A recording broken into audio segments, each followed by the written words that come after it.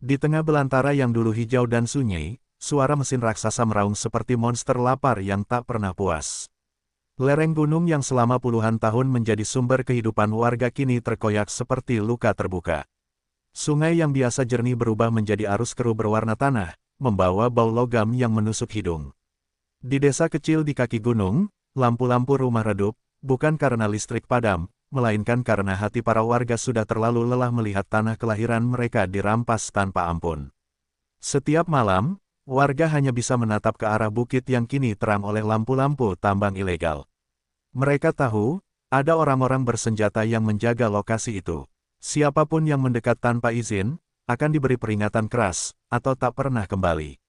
Dalam keputusasaan itu, seorang tetua desa akhirnya memberanikan diri menuliskan laporan rahasia, menceritakan kerusakan alam, ancaman, dan nama-nama yang ia dengar dari desas-desus. Laporan itu dikirimkan melalui perjalanan panjang dan penuh risiko.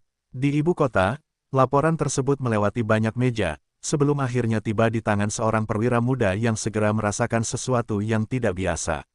Isinya terlalu besar, terlalu berbahaya, dan terlalu rapi untuk diabaikan. Dengan tangan yang sedikit gemetar, ia membawa dokumen itu ke ruang paling dingin dan paling dijaga di kompleks istana, ruang tempat keputusan-keputusan paling penting negara dibuat. Ketika pintu ruang terbuka perlahan, Presiden Prabowo sudah menunggu. Ia menerima berkas itu tanpa berkata-kata, menatap sampulnya yang kusam seperti menatap luka bangsa. Ketika halaman pertama dibuka, suasana ruang berubah sendu namun tegang. Di antara barisan kalimat dan foto-foto kerusakan alam, seolah terdengar jeritan gunung yang merintih minta diselamatkan. Dan malam itu, Presiden menyadari, pertarungan dengan mafia tambang bukan sekadar urusan hukum, tetapi perang untuk masa depan negeri. Ruang kerja Presiden Prabowo malam itu terasa lebih sunyi dari biasanya. Hanya suara detik jam dinding yang memecah keheningan, seolah menghitung waktu menuju badai. Di hadapannya terbentang puluhan lembar laporan, foto alat berat tanpa izin, bukti aliran uang gelap, peta jalur distribusi tambang ilegal yang rumit seperti jaring laba-laba raksasa. Semakin jauh ia membaca, semakin keras rahangnya mengeras. Ini bukan skala kecil, gumamnya pelan, ini operasi yang sudah menancap sampai akar kekuasaan. Di halaman berikutnya, terdapat daftar nama, pengusaha besar, oknum aparat, pejabat daerah, bahkan beberapa tokoh yang selama ini dikenal bersih. Prabowo menatap daftar itu lama, matanya tajam seperti sedang menembus tirai gelap yang selama ini menyelimuti negeri. Ia menutup berkas itu perlahan, lalu memanggil Mensesnek, Kapolri, dan Menko Polhukam untuk hadir malam itu juga. Tidak ada penundaan, tidak ada kompromi. Beberapa menit kemudian, 3 pejabat tinggi negara datang dengan raut wajah tegang. Prabowo berdiri di depan mereka, memegang laporan itu erat-erat. Ini bukan kasus biasa, katanya tegas, ini kejahatan berjaringan. Jika kita biarkan, mereka akan menguasai hutan, tanah, dan bahkan keputusan negara. Nada suaranya turun menjadi lebih dalam, tetapi tegas, saya ingin operasi total. Tidak peduli siapa yang terlibat, sapu bersih. Ketiganya saling pandang, menyadari bahwa mereka baru saja memasuki babak pertempuran terbesar dalam karir mereka. Instruksi Presiden bukan sekadar perintah, tetapi ultimatum untuk menyelamatkan martabat negara. Dan ketika rapat malam itu selesai, lampu-lampu istana yang biasanya redup terasa seperti menyala lebih terang, seakan bersiap menyinari sisi gelap negeri yang selama ini tersembunyi. Langit malam itu gelap tanpa bintang, seolah ikut menyembunyikan gerakan negara yang sedang bersiap membongkar kejahatan besar. Di sebuah markas tak bertanda, satuan gabungan, intel, pasukan khusus, dan unit kepolisian elit, berdiri berjajar, wajah mereka tertutup masker hitam. Di layar besar, tampak peta hutan yang dipenuhi titik merah, lokasi tambang ilegal, gudang bahan bakar, dan tempat persembunyian para pengawas bersenjata. Suasana tegang, namun terkontrol. Perintah sudah jelas, bergerak cepat, diam, dan tanpa kompromi. Dari kejauhan, drone militer melayang tanpa suara, menyusuri setiap jengkal wilayah yang selama ini dikuasai mafia tambang.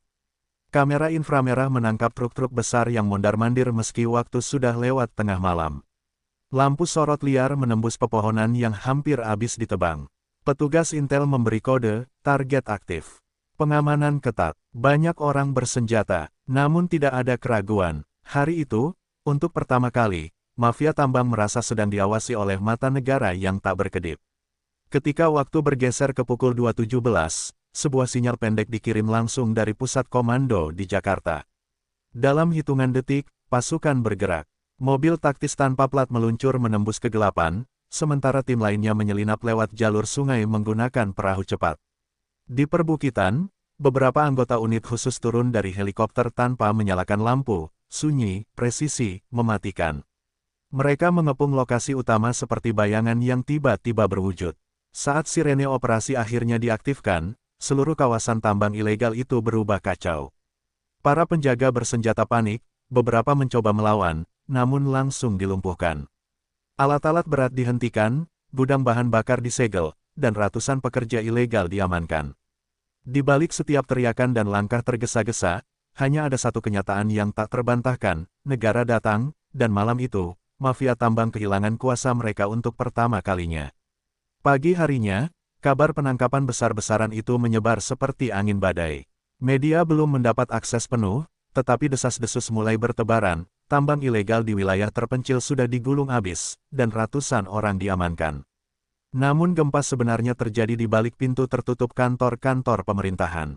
Laporan operasi menunjukkan nama-nama yang tak pernah diduga, pejabat daerah, pengusaha besar, dan tokoh berpengaruh yang selama ini tampil seolah malaikat penyelamat lingkungan. Mereka bukan hanya terlibat, tetapi menjadi tulang punggung jaringan tambang ilegal itu. Di ruang rapat darurat kementerian, suasana kacau.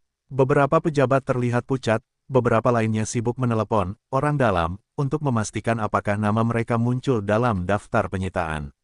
Di salah satu sudut, seorang kepala daerah yang dikenal vokal soal pembangunan tiba-tiba lemas setelah mendengar kabar bahwa 2 orang kepercayaannya sudah ditangkap dan bersedia memberikan kesaksian lengkap.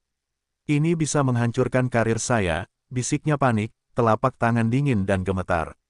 Sementara itu, Intel Jakarta melaporkan sinyal-sinyal mencurigakan, berkas-berkas penting mulai dibakar, server data daerah dimatikan secara mendadak, dan beberapa pejabat tiba-tiba mengajukan cuti mendadak dengan alasan urusan keluarga. Ada pula yang mencoba kabur melalui jalur darat malam hari menuju perbatasan negara. Namun negara sudah lebih cepat. Titik-titik pelarian mereka telah dipantau sejak hari pertama operasi.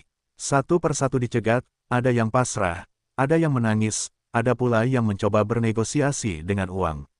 Di sisi lain, Presiden Prabowo menerima laporan itu dengan wajah tanpa ekspresi, tapi matanya menunjukkan ketegasan yang tak bisa digoyahkan. Biarkan mereka retak, ucapnya pelan namun tegas. Kebenaran memang akan selalu membuat tembok gelap runtuh. Di luar istana, angin berembus membawa aroma tanah basah, seolah alam sendiri tahu bahwa perjuangan untuk memulihkannya baru saja dimulai.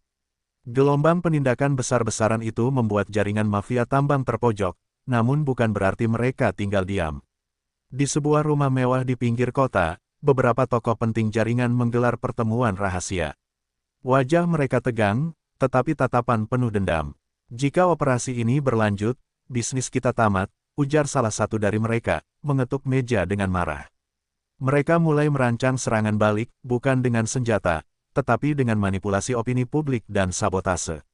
Mereka tahu, melawan negara secara terang-terangan hanya akan mempercepat kehancuran mereka. Tak butuh waktu lama, narasi palsu mulai menyebar di media sosial. Akun-akun anonim mengklaim bahwa tindakan pemerintah akan merusak ekonomi daerah, memicu pengangguran, dan menurunkan pendapatan masyarakat. Mereka membayar buzzer untuk memutarbalikkan fakta, mencoba mengalihkan kesalahan kepada aparat yang sedang bertugas. Beberapa media lokal pun tiba-tiba menulis artikel yang memuji kontribusi tambang tradisional, sebuah upaya halus untuk menutupi dosa mereka selama bertahun-tahun. Namun di balik layar, tim komunikasi pemerintah sudah mencium pola serangan itu. Ketegangan memuncak ketika salah satu gudang penyimpanan barang bukti di wilayah operasi mengalami ledakan kecil. Tidak ada korban jiwa, namun jelas itu merupakan pesan, mafia tambang ingin menunjukkan bahwa mereka masih punya taring. Aparat di lapangan menerima pesan ancaman, bahkan keluarga mereka ikut diintimidasi. Malam-malam menjadi panjang dan penuh waspada. Mereka sadar, musuh yang sedang terdesak adalah musuh yang paling berbahaya. Namun ketika laporan ancaman itu sampai ke meja Presiden Prabowo, ia hanya menghela napas panjang lalu berkata dengan suara rendah tapi tegas, ini bukti bahwa kita bergerak di jalur yang benar. Ia tidak bergeming sedikit pun. Tidak ada langkah mundur, tidak ada jeda. Katakan pada semua aparat, negara berdiri di belakang mereka. Terus maju. Kata-kata itu menyebar seperti api ke seluruh lini operasi, menguatkan semangat para petugas yang bertempur di garis depan. Perang melawan mafia tambang telah berubah menjadi pertarungan moral, antara mereka yang melindungi negeri, dan mereka yang menghancurkannya untuk keuntungan pribadi. Pagi itu, udara terasa berbeda. Di kawasan yang dulu dipenuhi suara deru alat berat, kini hanya terdengar kicau burung dan desiran angin di antara batang pohon yang mulai ditanam kembali. Operasi besar telah berakhir, namun pekerjaan negara baru dimulai. Berbaris di tengah area tambang yang telah disegel, puluhan alat berat yang dulunya menjadi simbol kerakusan kini berdiri membeku, ditandai garis kuning, menunggu proses hukum dan penyitaan resmi. Para aparat yang ikut operasi berdiri tegak, tubuh mereka lelah, tetapi mata mereka menyala dengan rasa puas. Di Jakarta, konferensi pers digelar dengan pengamanan ketat. Menteri, Kapolri, dan Jaksa Agung berdiri berdampingan mengumumkan hasil akhir, ratusan pelaku ditangkap, izin usaha ilegal dicabut, aliran dana gelap diblokir, dan sejumlah pejabat daerah resmi ditetapkan menjadi tersangka. Berita ini menggelegar ke seluruh negeri. Untuk pertama kalinya, rakyat bisa melihat upaya serius dan nyata dalam menyapu bersih mafia tambang yang selama ini seolah kebal hukum. Media nasional menyorotnya sebagai penegakan hukum terbesar dalam satu dekade terakhir. Siang hari, Presiden Prabowo tiba di lokasi utama operasi. Tanpa protokol berlebihan, ia berjalan menyusuri bekas jalur alat berat yang kini hanya berisi tanah merah dan batang-batang pohon kecil yang baru ditanam. Beberapa warga setempat mendekat, menunduk hormat. Seorang ibu tua bahkan menitikkan air mata, memegang tangan Presiden sambil berkata, "Lirih, terima kasih sudah menyelamatkan hutan kami." Prabowo hanya mengangguk pelan, tetapi wajahnya memancarkan ketegasan seorang pemimpin yang tidak pernah setengah hati. Di tengah kawasan itu, Presiden berhenti dan menatap kamera media yang menunggu di kejauhan. Dengan suara tegas namun penuh makna, ia berkata, negara tidak boleh kalah oleh mafia. Tambang ilegal merusak tanah, air, dan masa depan anak-anak kita. Pembersihan ini bukan akhir, tetapi awal dari Indonesia yang lebih bersih. Kata-kata